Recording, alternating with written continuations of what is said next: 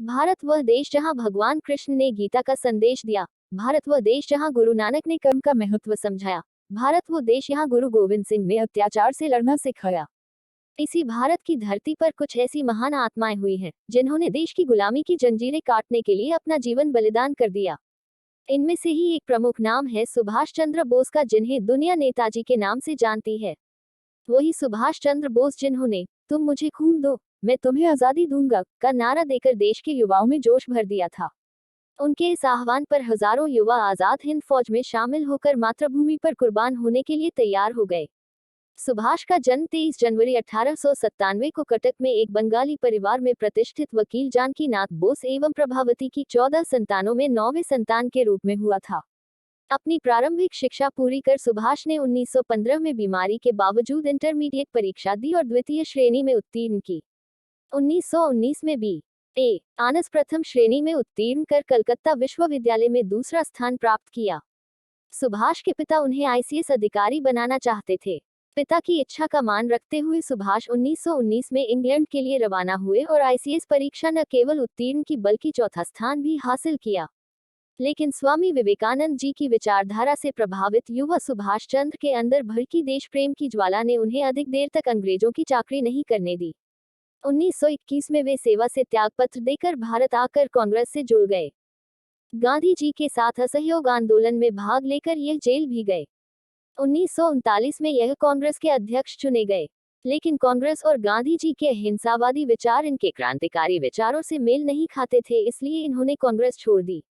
सुभाष चंद्र बोस पूर्ण स्वराज से कम पर सहमत नहीं थे। क्रांतिकारियों के साथ सुभाष चंद्र बोस का मेलजोल अंग्रेज सरकार की आंखों में खटकने लगा था।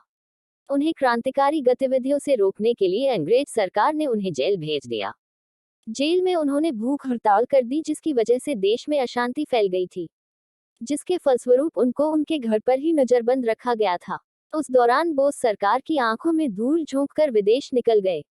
वे जर्मनी होते हुए टोक्यो गए और वहां पर उन्होंने आजाद हिंद फौज की स्थापना की। उन्होंने नारा दिया कि तुम मुझे खून दो, मैं तुम्हें आजादी दूंगा। सुभाष चंद्र बोस की पुकार सुनकर बहुत सारे युवा आजाद हिंद फौज में शामिल होकर देश को स्वतंत्र करवाने के लिए जुट गए। द्वितीय विश्व युद्ध के दौरान आजाद हिंद फौज ने जापानी सेना के सहयोग से भारत पर आक्रमण किया। अपनी फौज को प्रेरित करने के लिए नेताजी ने दिल्ली चलो का नारा दिया।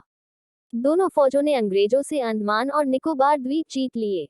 दोनों फौजों ने मिलकर इम्फाल और कोहिमा पर आक्रमण किया, लेकिन बाद में अंग्रेजों का पलड़ा भारी पड़ा और दोनों फौजों को पीछे हटना पड़ा।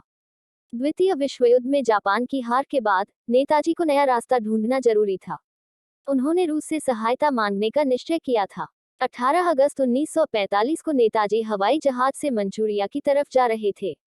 कहा जाता है कि उनका ये विमान दुर्घटनाग्रस्त हो गया, जिसमें सुभाष चंद्र बोस बुरी तरह घायल हो गए और बाद में अस्पताल में उनकी मृत्यु हो गई। नेताजी के निधन को लेकर भी कई तरह के विचार सामने आते हैं। कुछ लोगों का यहाँ तक मानना है कि उस दुर्घटना के बाद नेताजी अज्ञातवास में चले गए थे और छुपकर देश की आजादी के लिए काम करने लगे।